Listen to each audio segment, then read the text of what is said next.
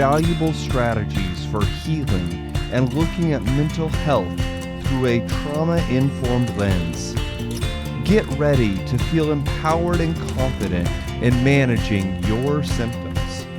And now, here is your host, licensed clinical social worker, EMDR therapist, and certified clinical trauma professional, Jamie Vollmoeller.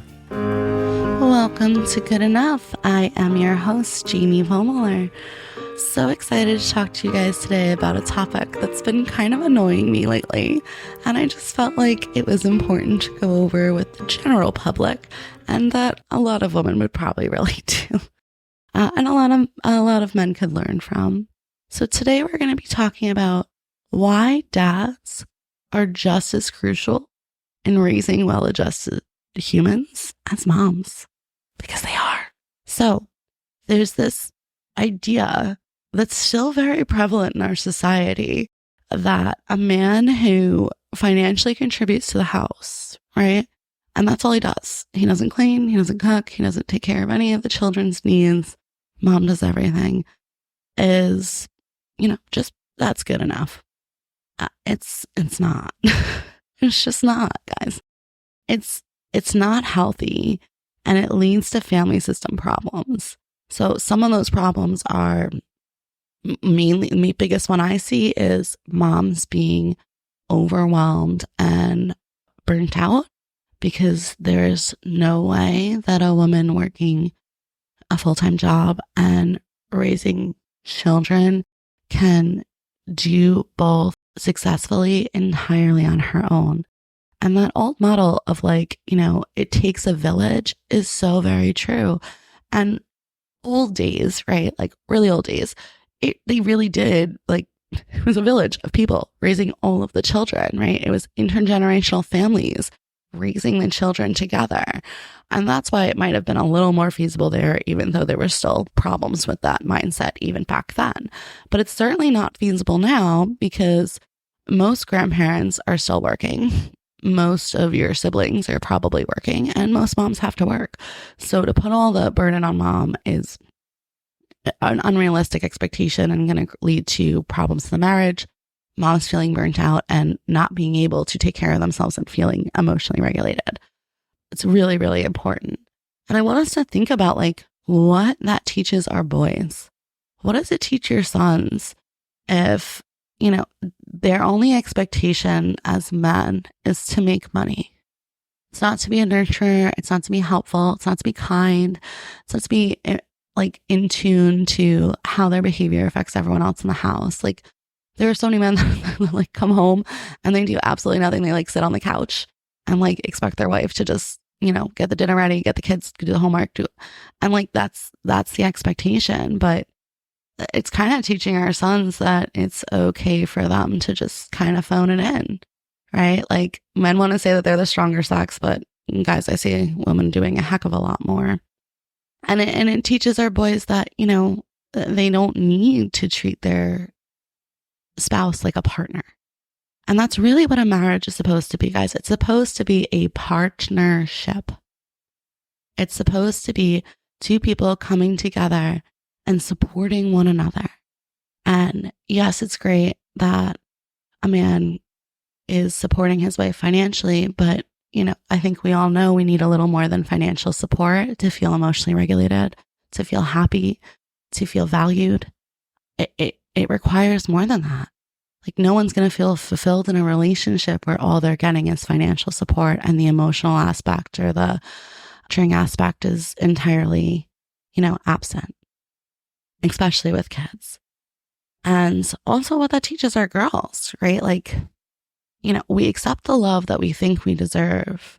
And, especially in households where, and I will say that a lot of the households that I still see this kind of behavior happening tend to be more really old school patriarchy men who feel that women should be responsible for the house and they don't believe in an equitable relationship. But that teaches our girls that, they don't deserve a partner who takes care of them.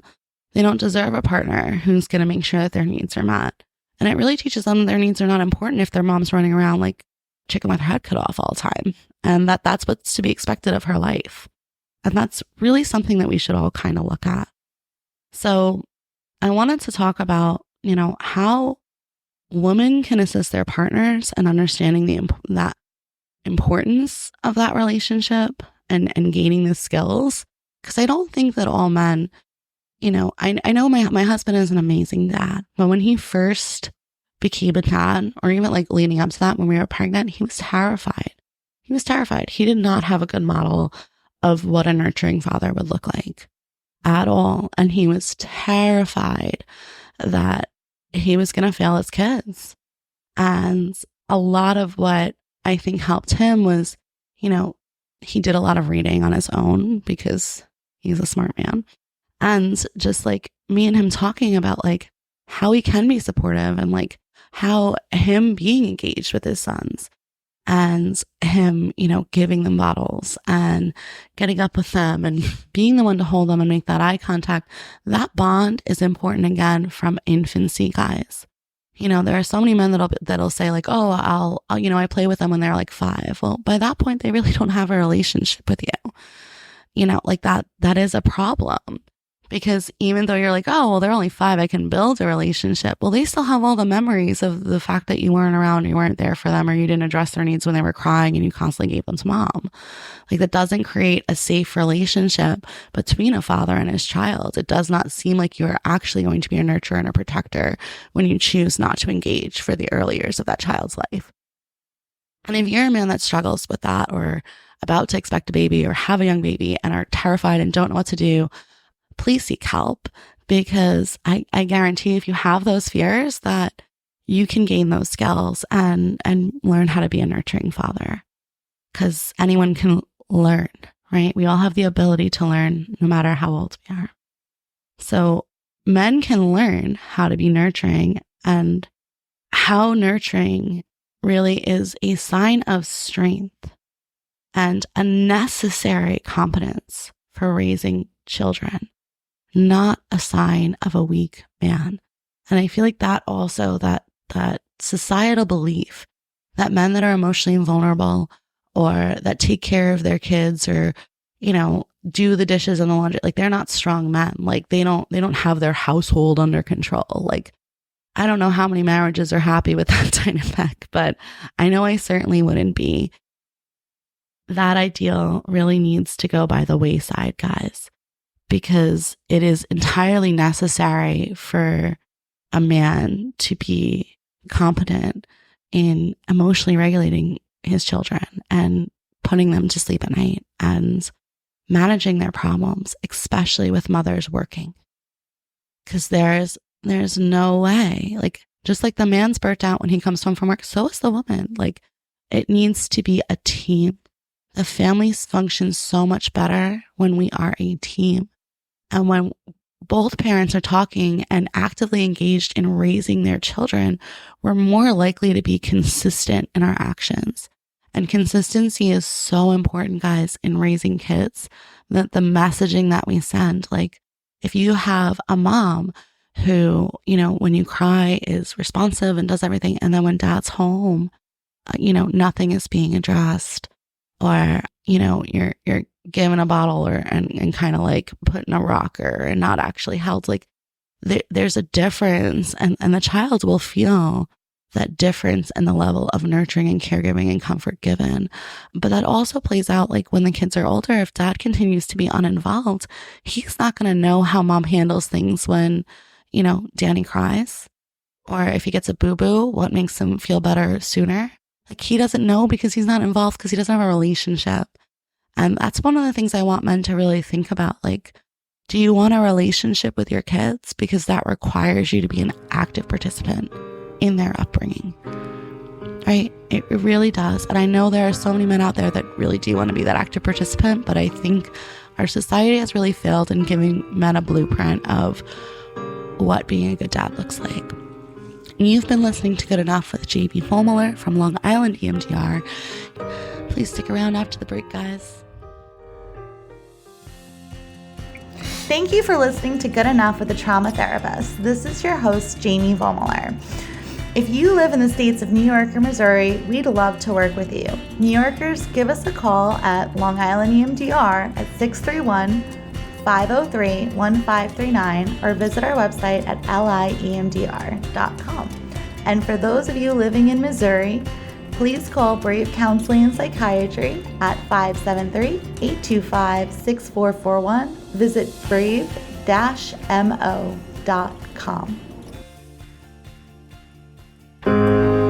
Welcome back to Good Enough, guys. I am your host, Jamie Vollmoeller. Today we are talking about why men are just as crucial as parents and dads as women are. Moms are not more important than dads. We need both. And we need both to be nurturing and kind and loving and involved. It is so important for men to be involved and to demonstrate emotional vulnerability. And I really wanted to share with you guys, because I've worked with a few adult men who did not have a father who was emotionally vulnerable or available, really, at all. And there's some pretty common things that happen with these clients. Like, these men really struggle with expressing their feelings and needs. They really struggle, honestly, with any emotion that is not anger. Their default emotion for when they are upset is anger. And obviously that's really problematic when raising kids, because if your default emotion is anger and every time you're triggered, you're angry, and that's the only way you show emotion, that's not going to be a good model for your children, right? And it's not how we want our kids to grow up, right? Like, we want our kids to be able to feel a range of emotions. We want our boys to know that it's okay to cry. It's okay to be upset, more than just when someone dies. Like, I think that's honestly the thing I hear from a lot of the men I work with is like, oh, I only saw my father cry when his mother died, or this person died, or that person died. And like, yeah, I think we can cry a little more than that. There are other things in life that make us cry. And not that men have to cry, but like, even just like sharing, like, oh, I'm having a rough day, or, I'm feeling kind of down today, or, yeah, I have this meeting and it's making me anxious. Like, let's be real, men have anxiety and depression too. And by pretending that those feelings don't exist, it's basically just teaching our male children that it's not acceptable for them to have those emotions, that those emotions are weak emotions. And that does not create for well-adjusted humans, because what happens is, instead of feeling those emotions, addressing those emotions, talking about those emotions, and problem solving for them, we mask that, push them down, default to anger. And then what happens when we're in anger mode is that instead of problem solving, we're usually blaming, right? That's what happens when we're angry. We're usually like yelling at another person because they're wrong and we're right, or they've done us some injustice. And we want our boys to feel a little more than that, right? Like, it's okay if someone hurts your feelings, and you don't need to like put your fists up every time someone is upsetting to you or says something out of line. Like, there are more than one ways to solve those problems. And honestly, in like corporate world or real world, like job world, that is not teaching men how to be successful leaders. Like, you don't lead by being aggressive. No one wants to follow an aggressive leader. And maybe some people do. Everyone seems to love Trump around here, but I don't want to follow an aggressive leader. And I don't want my boys to be aggressive leaders. I want them to be leaders that are kind and compassionate and loving and think with their heart and are mindful of other humans and their experiences.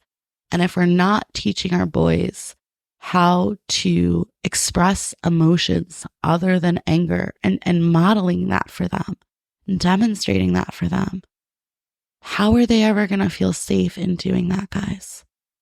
How are they ever going to feel safe in being like, I'm sad today, or I'm upset that this girl hurt my feelings or doesn't want to date me or said something mean, or this kid, if their only emotion is anger, this is why our boys are so violent and aggressive.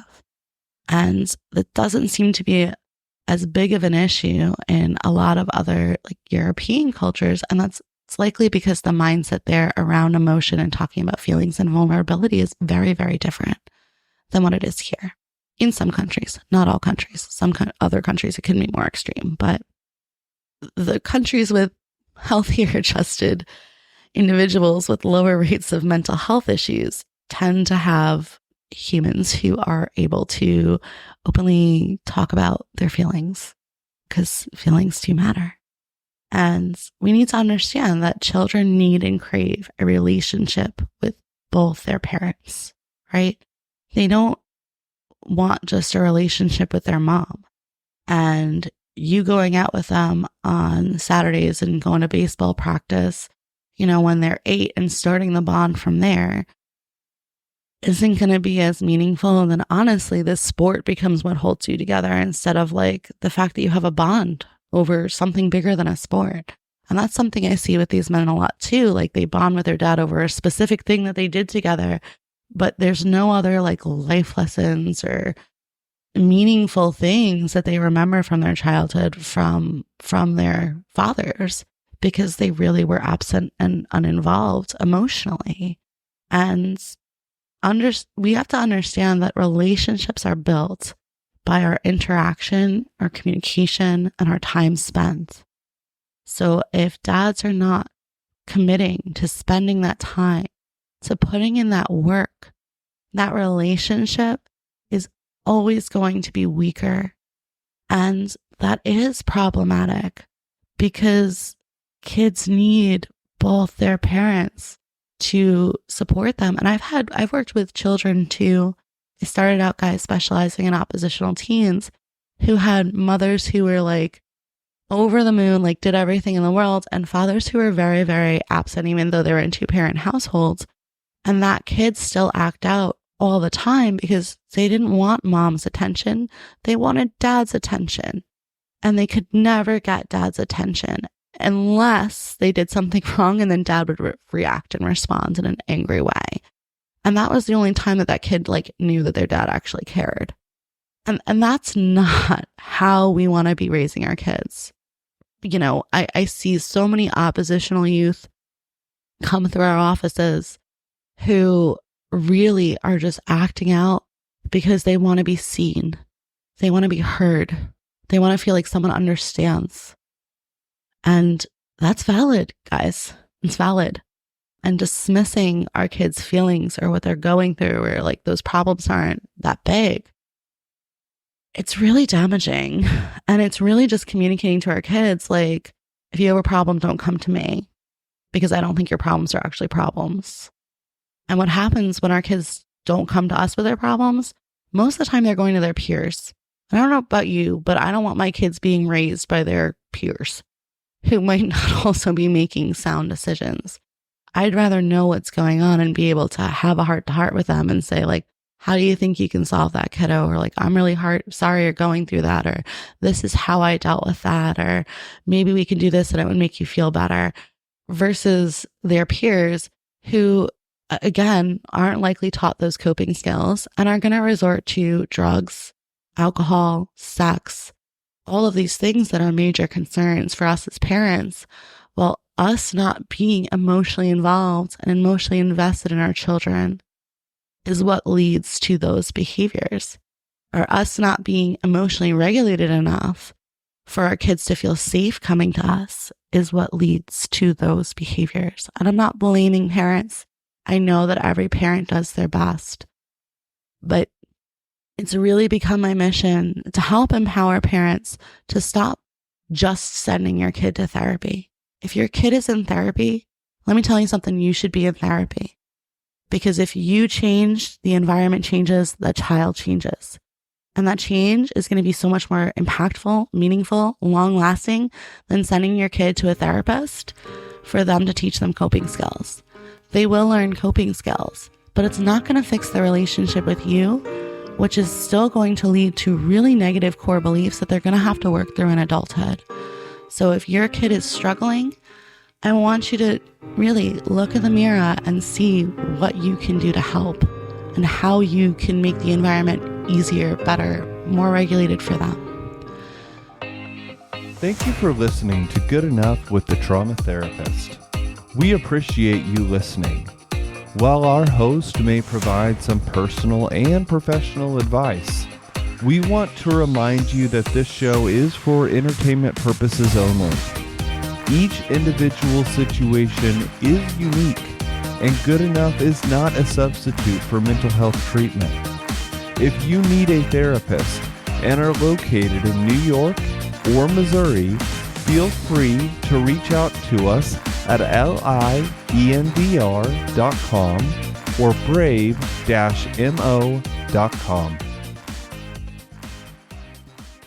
I want to remind you guys that you are good enough.